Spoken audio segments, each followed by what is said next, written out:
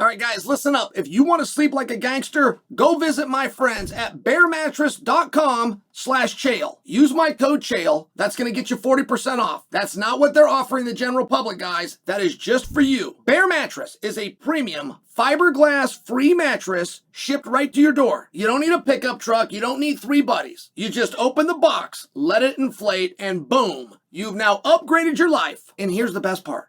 Bear has now got a sleep quiz that'll match you with the perfect mattress. Me, I run a little hot. I like support, and Bear nailed it. It matched me with the Star Hybrid based on how I sleep. I've been sleeping on this thing for 2 months, and I'm not exaggerating when I tell you, it is the best I have felt getting out of bed in years. I stay cool. I'm not tossing around like a frog in a sock. And the whole thing is clean, safe, and fiberglass free. Bear's surveys show that people sleep better, recover faster, and feel better. And I believe it. You get free shipping, a 120-night sleep trial, a limited lifetime warranty, and financing options if you want them. Look, I love my Bear mattress. And you will too. Upgrade your sleep right now at bearmattress.com/Chael. Remember, code Chael gets you 40% off. Guys, do it today, because remember, champions don't procrastinate. The ideas of Randy Couture are more applied in MMA than the philosophies of Bruce Lee. Bruce Lee gets all the credit and Randy gets none. How did we get here? I just watched an interview, and it was on YouTube, and not very many people watched it. It was a new channel. Looked like Randy did a favor. And it had a small amount of views. A couple of hundred. I watched the whole thing, and Randy essentially gave a recap of his career. I mean, it takes us way back to when he's coaching at Oregon State and fast forwards to the match with Vitor Belfort, which fast forward to leaving Oregon State, his coaching job, capturing a world title over Maurice Smith, right? He just kind of went from there. And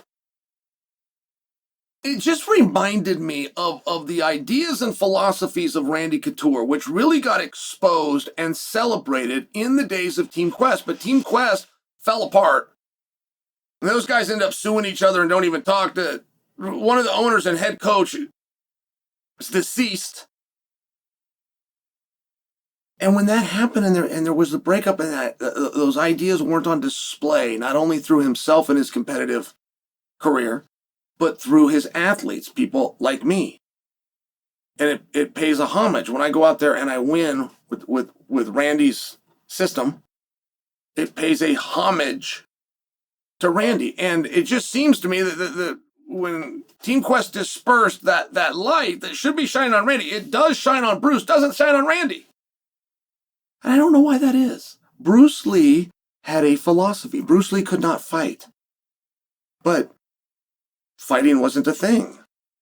Like the idea of fighting on your feet and on the ground, a fight, was not even discussed. That wasn't a competition anywhere. If you're going to grapple, you're going to grapple. If you're a stand-up guy, you're a stand-up guy. They've got wrestling and they've got boxing. They both got a spot in the Olympic Games. But the idea of a full fight, by what we know of, it didn't even exist when Bruce was around. So when I say that Bruce didn't know how to fight, like you Bruce Lee nut huggers, and there are a few of you, you're not being insulted. This is a reality. Bruce did not know how to fight. Fighting wasn't a thing. But the idea of fighting most certainly was. The philosophy. And the philosophies were very clear when I started in the 90s. And if you, let's say I was a judo guy, and I want to go train at a karate gym, I can't unless I show up with a note from my coach. If my coach wrote a note, hey, Chael is coming to your gym tonight, please welcome him and know this has my blessing. If I don't do that, I'm a traitor. I'm wrong. I shouldn't even be in that gym. And secondly, if that coach knows that I'm doing that, he is not supposed to let me into the gym. Now, this is a respect thing. It's not against the rule, against the law. You don't end up in handcuffs, but you would be ostracized from a community. And if you're part of the martial arts community, just like any other community, right? No different than your high school. You don't want to be suspended. You're part of the school. Okay. And that was in the 90s, guys. In the 90s, we could not cross-train. In the 90s, you could not go do taekwondo over here and check out boxing over here and get into a jiu-jitsu gym over here. Couldn't do it without permission. So it was very hard. It was very amazing when we had a guy like Marco Huas come along that knew stand-up fighting and had a jiu-jitsu black belt. It was a very incredible thing when you get this guy, Don Fry. Don Fry was ahead of his time. He was a college wrestler who knew how to box. This was unheard of. How would you learn both? You're not allowed. Right? It's just an incredible thing. And this is in the 90s. Well, Bruce said before he died, when did Bruce die? Like in the late 60s, or was he in the 70s? I think didn't he die in like 69?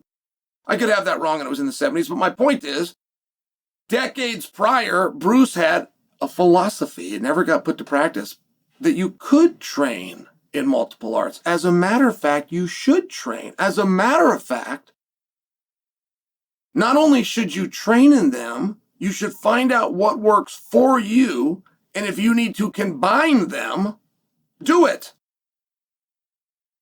That was unheard of, to think that a taekwondo guy would use a karate guy's techniques,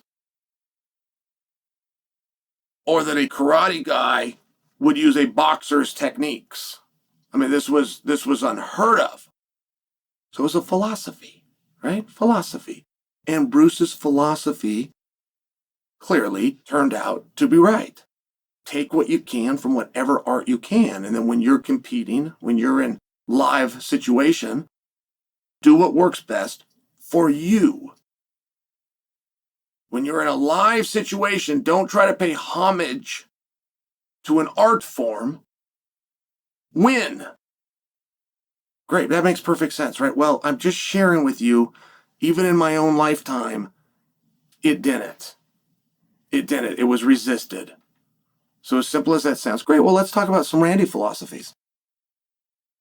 Randy did not believe in a belt system. When we started Team Quest, it was called Performance Quest. It wasn't called Team Quest, it was called Performance Quest. Because Randy's belief was, it's not about a blue belt, a brown belt, a black belt. It's about the performance. When the match comes, when the fight happens, can you beat him? Are you gritty enough, tough enough, smart enough? Do you know enough? Can you apply enough? Can you compete well enough? Are you conditioned enough? Like whatever it takes, whatever boxes you have to check, can you outperform your opponent? That was Randy's belief. And Randy went on to have a 12-pound gold belt, but didn't have a black belt in anything, or a brown belt, or a purple belt for that matter. He had no belt, no rank, but he could compete and perform better than guys who did. Simple philosophy, but it was his philosophy, and it was incredible. And Randy is the one, single-handedly, there was a couple of people, there was one that showed that a world-class athlete could come into mixed martial arts. This is what Dana White is currently arguing is going to happen with slap, which is a fascinating concept, where Dana's going, yeah, we're doing the slap thing and we're building it, it's forming, but what are you going to say when I sign a guy that was in the NFL? What are you going to do when I sign a guy that was the main events of UFCs? What are you going to do when I sign my first Olympian? These ideas that this isn't a sport or athletic is going to be gone. So, yeah, that's true. And Randy was the first to do that in MMA. He was the first to say, strategy matters. Game plans, and I hate the term game plan. I can't even tell you how much I hate that term. But that they matter. Rest matters. Recovery matters. The way you prepare, strength and conditioning, has an arm, diet, sleep. Randy was the first to show this is for actual athletes. And if you take it like an actual athlete would, you can go very far. And those philosophies have been truer and have played out through more athletes than the ideas of Bruce Lee. But Bruce gets the credit and Randy doesn't. And it's always bothered me. I don't know why it's that way. But Randy was the original. He was on the precipice, on the cusp. And by the way, when the transitions came, from the dark days to pay-per-view, to mainstream, to Fox, Randy was there and he was having to adjust and elevate his game. And he did, because he had the right mindset and the right philosophies. But they don't get credited enough. And we need to change that. It's important that the story is told the way the story happened.